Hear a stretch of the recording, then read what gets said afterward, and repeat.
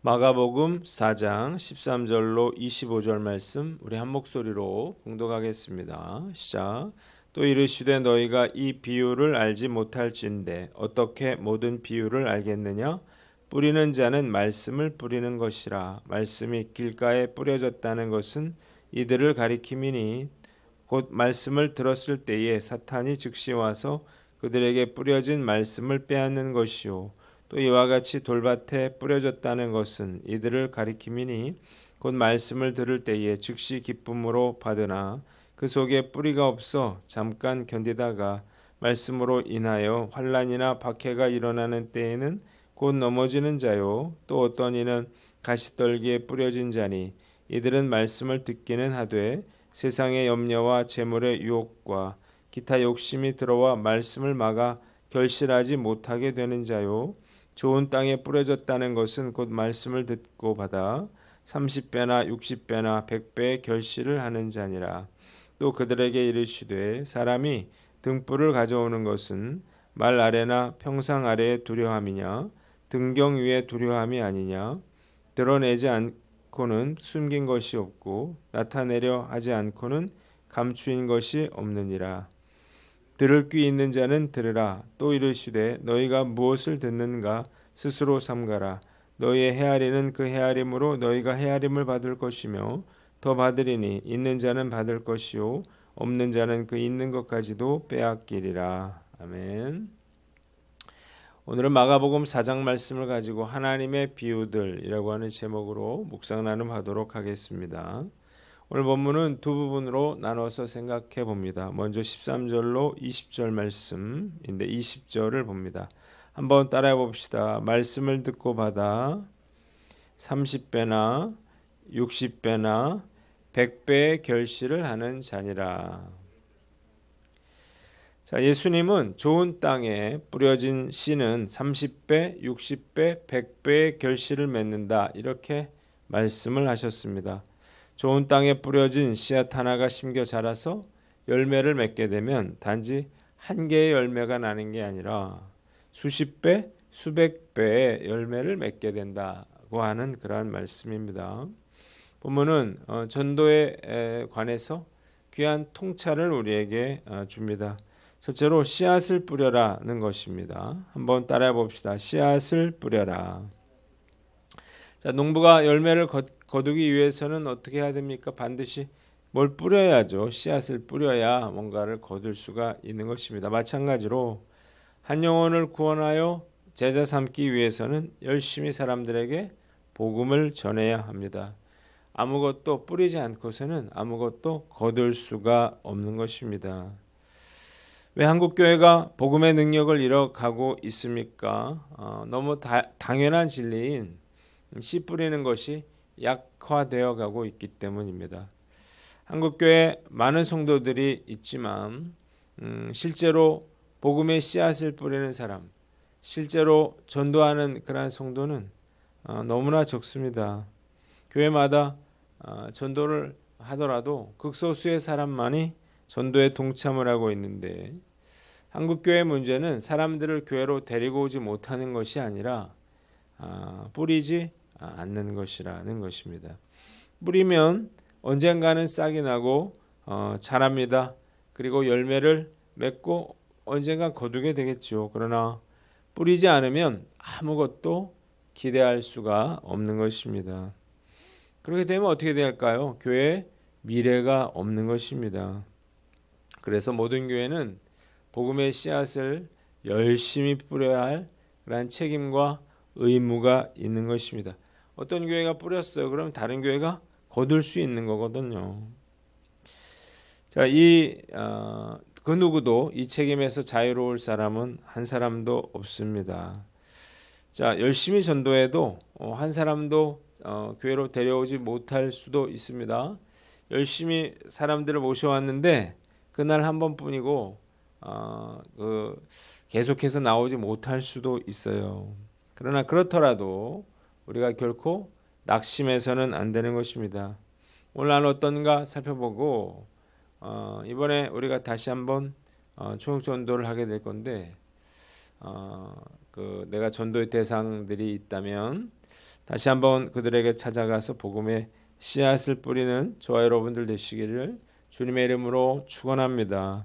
두 번째는 계속해서 씨를 뿌려라는 것입니다. 한번 따라 봅시다. 계속해서 씨를 뿌려라.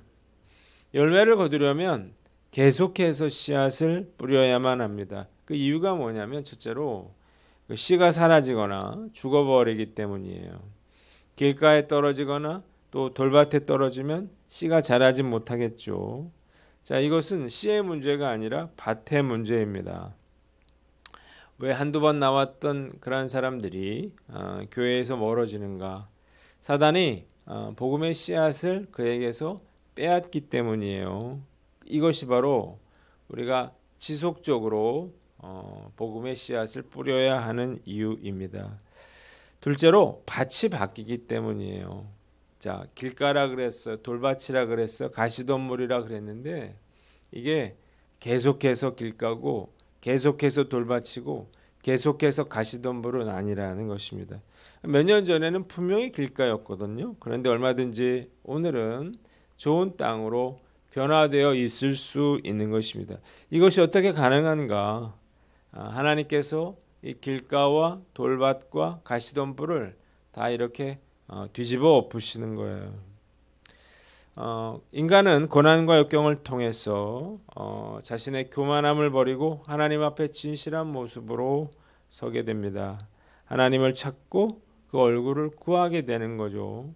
그래서 얼마든지 길가와 돌밭과 가시덤불도 좋은 땅으로 변화될 수 있는 것입니다.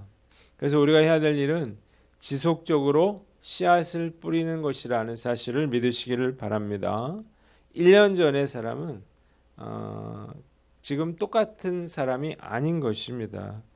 어떤 어려움이 있었을지 어떤 일로 마음밭이 바뀌었을지 누가 알겠어요. 1년 전에는 교회라면 진저리를 쳤던 사람도 돌밭과 같은 그런 마음의 소유자였더라도 지금은 그 돌이 산산이 다 부서져서 씨앗을 기다리는 좋은 밭으로 변화될 수 있다는 사실을 믿으시기를 바랍니다. 그래서 우리가 포기하지 않고 계속해서 씨앗을 뿌려야 하는 거예요. 안 된다, 또 불가능하다 생각하지 말고 우리가 꾸준히 씨앗을 뿌리는 저와 여러분들 되시기를 주님의 이름으로 축원합니다. 세 번째는 확신과 믿음을 가져라는 것입니다. 한번 따라해 봅시다. 확신과 믿음을 가져라. 우리가 복음의 씨앗을 뿌린다고 해서 당장 수많은 사람들이 회개하고 돌아오는 것은 아니겠죠.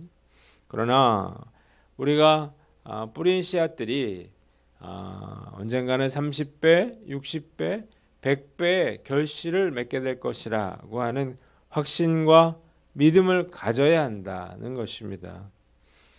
우리가 기대할 것은 풍성한 추수입니다. 우리는 이 꿈과 비전을 가져야 하는 거예요. 전도하는 사람은 내가 전한 복음의 씨앗은 결코 헛되지 않는다. 이 씨앗이 언젠가는 30배, 60배, 100배의 결실을 맺을 것이라 이렇게 확신해야 하는 것입니다. 자, 그런데 왜 우리가 꿈을 가지지 않을까요? 그런데 왜 우리가 씨앗을 뿌리면서도 흉작을 기다릴까요? 잘못된 생각이죠. 이런 믿음의 확신이 없기 때문일 거예요. 우리가 최선을 다해서 뿌렸다면 결코 낙심할 필요가 없습니다. 한 알의 밀이 땅에 떨어져서 수많은 열매를 맺게 될 것을 우리는 잘 알고 있기 때문입니다. 데살로니가전서 2장 1절에 사도 바울은 형제들아 우리가 너희 가운데 들어간 것이 헛되지 않은 줄을 너희가 친히 아나니 이렇게 말을 했습니다. 사실 사도 바울은 전도를 제대로 한 적이 거의 없었습니다. 어딜 가나 사람들이 그를 죽이려고 했기 때문에 이리저리 쫓겨가기 일쑤였습니다. 그런데 시간이 흘러서 사도 바울이 알게 된 것은 무엇인가요? 그가 그렇게 전도했지만 전도하는 것이 결코 헛되지 않았다는 것입니다.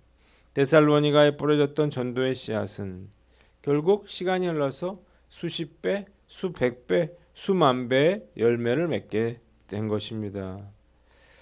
예수님도 마찬가지였다는 것입니다. 불투만은 씨 뿌리는 자의 비유가 본래 예수의 삶의 자리에서는 절반은 좌절에서 나온 예수의 독백이었을 거라 이렇게 말을 해요.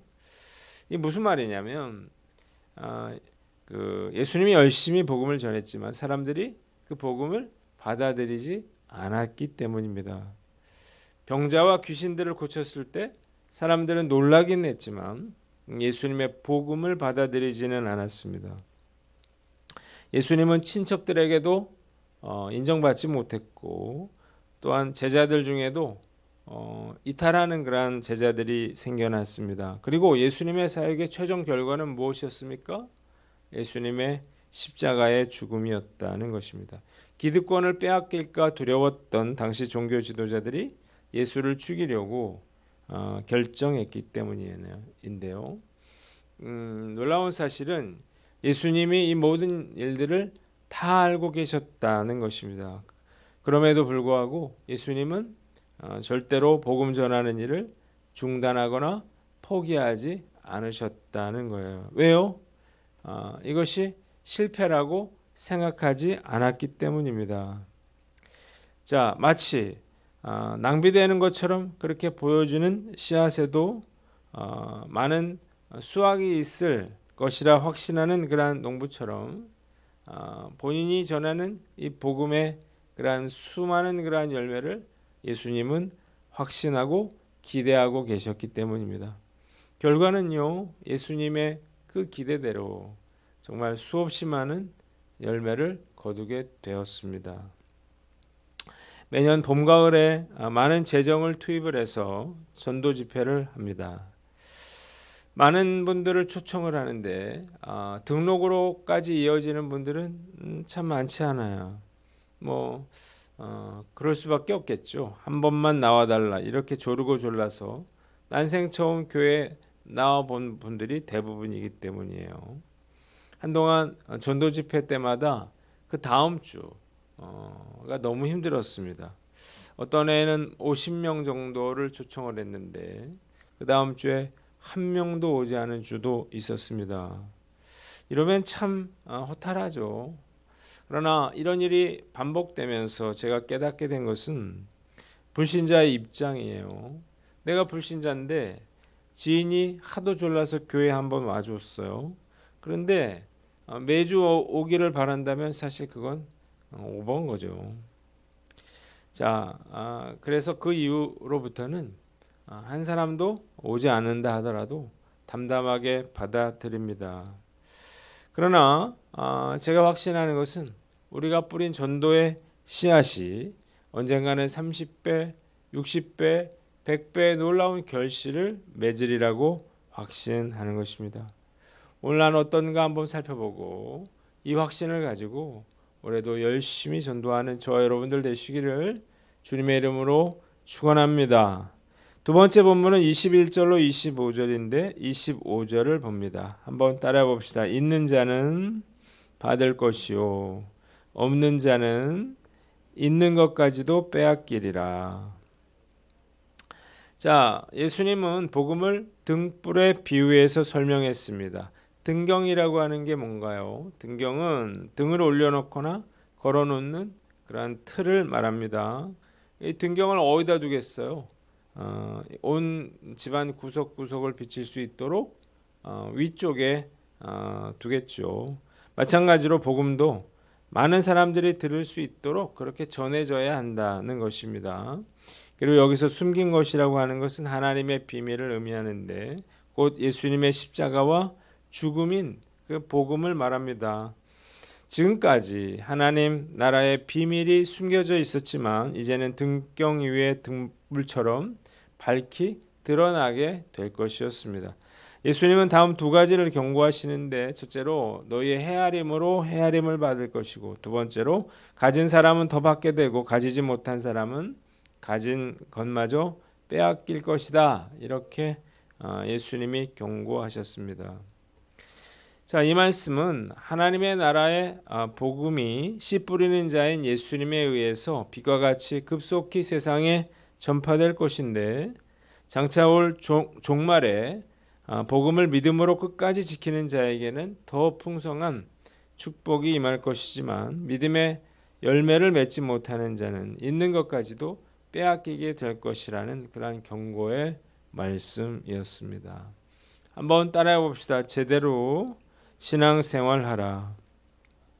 여기 굉장히 중요한 말씀이 나옵니다. 가진 자는 더 받게 되고 가지지 못한 자는 가진 것마저 빼앗기리라고 하는 예수님의 경고인데요.